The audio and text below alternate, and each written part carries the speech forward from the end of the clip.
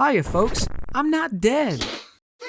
Unfortunately, my doctor did recently diagnose me with the sickness, also known as being a Sonic fan. The symptoms include an obsession with Shadow, wanting to go very fast on a bunch of metal rails, and kidney failure. Luckily, we only need one kidney to survive, and have Sonic Frontiers. I'm still new to this whole actually enjoying Sonic thing, so before buying Frontiers, I looked to more experienced community members to see if this should be my first 3D Sonic. After all, I've only played Mania, and ideally my leap up a dimension should be something I can actually enjoy. And it turns out, according to random people online, Frontiers is the greatest 3D Sonic game to date. So great, some people were saying it before the game even released. Before I even get a chance to play it, and before it is officially released, it has become my favorite Sonic game. And this is the Sonic fandom, okay? How can you not trust them? Also, months before the game even came out, Google kept confusing Mania's release date with Frontiers, so clearly Google was prophesizing that this game would be on par with Mania. So finally, when I got my hands on the game, I went,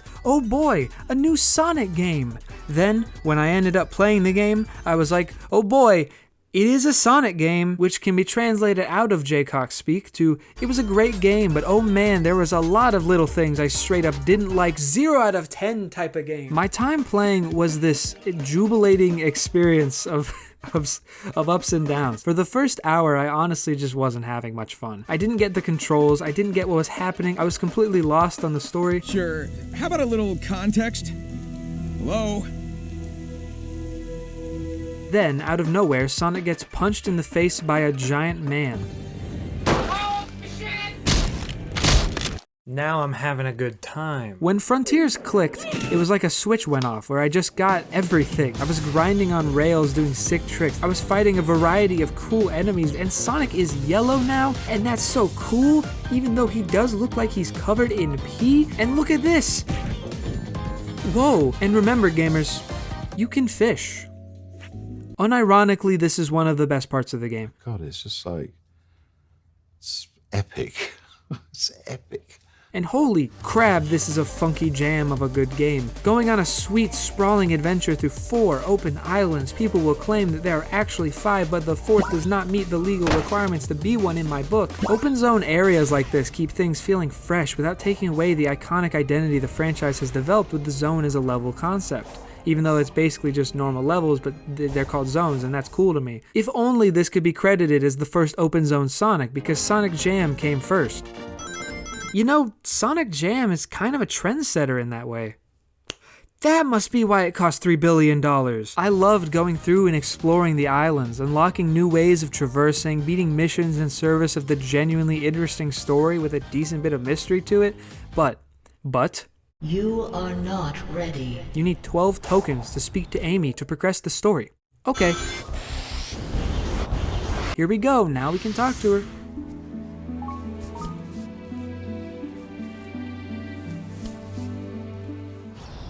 So that was one of the cutscenes of all time, and seems like I have to get 90 billion more tokens now. Okay. This is genuinely how it felt to play the game a lot of the time. I was being fed almost nothing in some of the cutscenes, and then I had to get 500 million more tokens so I could advance the story in any meaningful way. It felt like I was being forced to go across all the islands and get a bunch of hearts or war medals. Why did they symbolize Knuckles' character tokens with this? What did he do, and in what war did he get these? Knuckles were medals for some reason.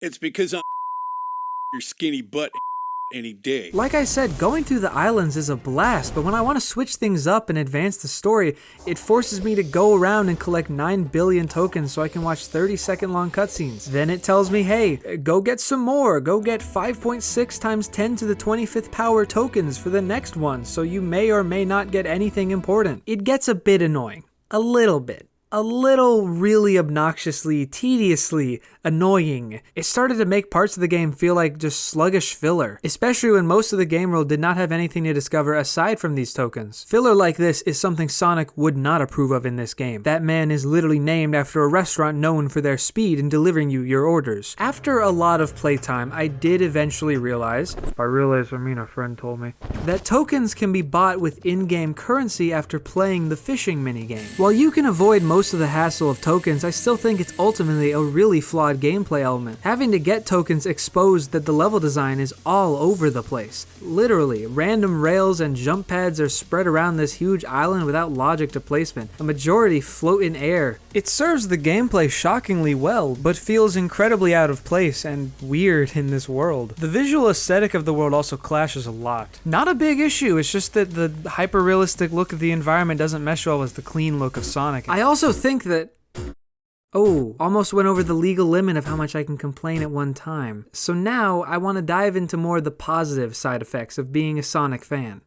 It has been hard to recognize those while treating my Sonic-induced kidney failure. The storyline is fun. Coming up, Starfall Islands. How exciting!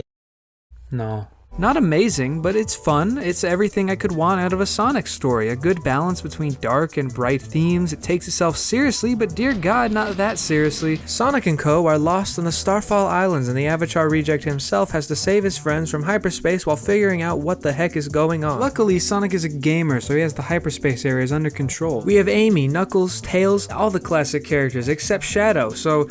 horrible game. But we do have Sage, an AI created by Mr. Worldwide that basically serves as the lead villain throughout pretty much all the game. She's a pretty cool character that looks like anime but has a nice glitchy design. And then there's the Coco. The Coco went from being cute little guys meant to be collected who were just lying around everywhere, and then they became a significant portion of story development with weirdly emotional weight to it. And that's a good thing. To avoid spoilers, I'm gonna keep it at that and recognize that it would look very funny if the Coco were used as a basketball.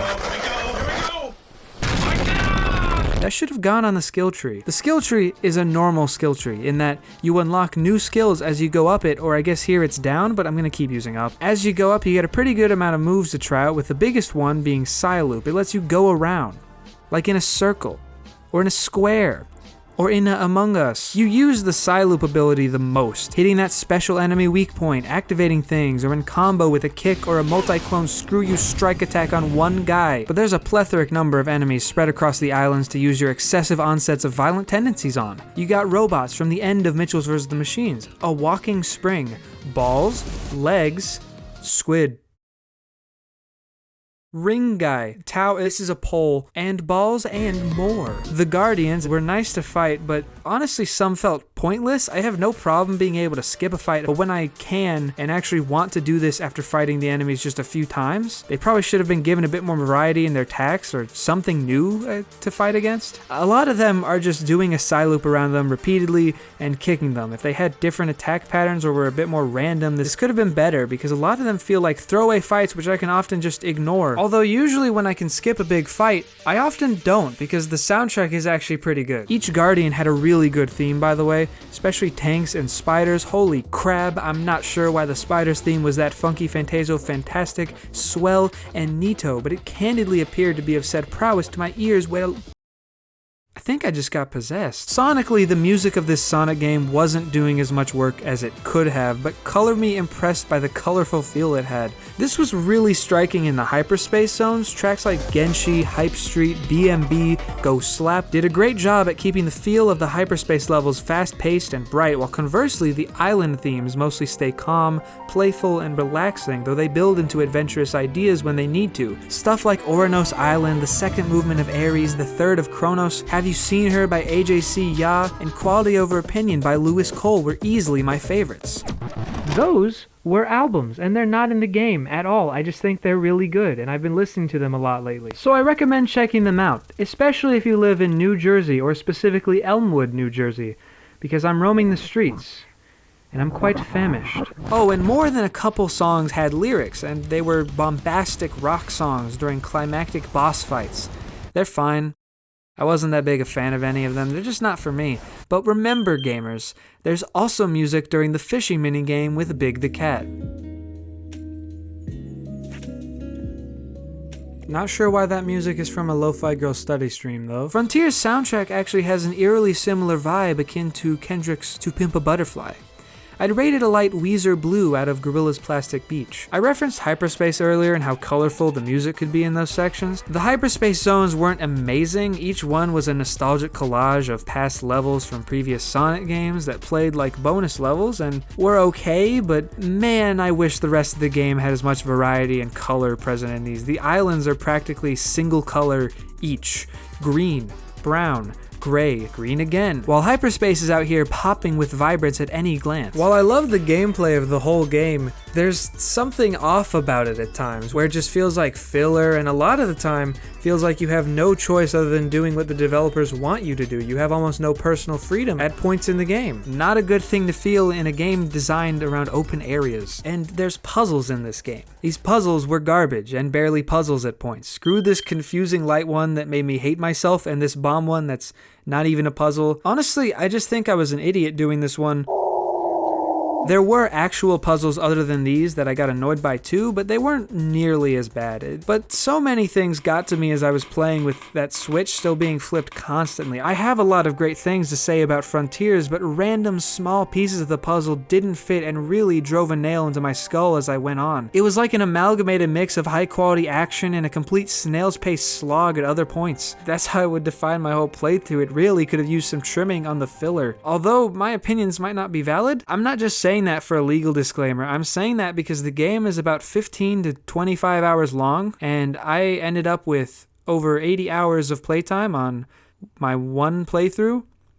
So I may have done something a bit wrong. So Frontiers is going to have a lot more content this year, and I'm looking forward to it. I'd like to see what they introduce and expand the world with, but I actually feel satisfied with what I got out of the game, which is weird because, as I've said, I thought it was really inconsistent. I have a lot of issues with the gameplay loop and the mechanics and some other stuff. In my head, my views on it are really muddled because I had a fun time and liked a lot of it, but I couldn't feel as connected to it as I wanted to be. Despite its flaws, I appreciate it, even when I was having to get stupid tokens, because at the end of the day, when it works, it was a wonderful experience to go through. I don't know how to explain it in any other way. When it works, it was great, and when it didn't, it didn't. Good game. Congratulations. I feel like playing more 3D Sonic actually. This was a great intro to it, even if it was inconsistent. The track record of 3D Sonic has been quite poor. According to random comments I've read, I actually don't know a lot. And in retrospect, these guys probably weren't super trustworthy, because at the end of the day, I liked Frontiers, and I imagine other Sonics will at least be fun sometimes. I think I'm gonna go try out the adventure games and Colors next, because I like Colors and adventure. As a concept, I like those as a concept. I don't know anything about these games, I just hope they have enough colors in them. But for now, this is enough Sonic. I feel a little burnt out on the blue ball guy at the moment. I mean, apparently I played over 70 hours of Frontiers, and I'm still not sure where all those hours came from. Don't really have a memory of playing it that long. I need to do something that'll feel freeing, something I can do anything in. Choose my own path. Maybe Gary mod. Nah, I'll do that later. I think I'll just go back to my newest hobby of hitting myself in the head with a frying pan. Genuinely a really fun activity. I'll show you guys how it works. Basically...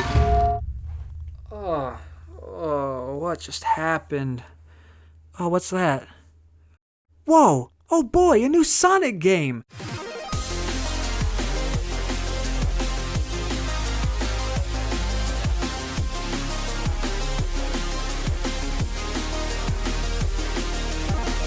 Obama, what should we do? He has the Chaos Emerald. Mom, what is sexual intercourse? Please explain.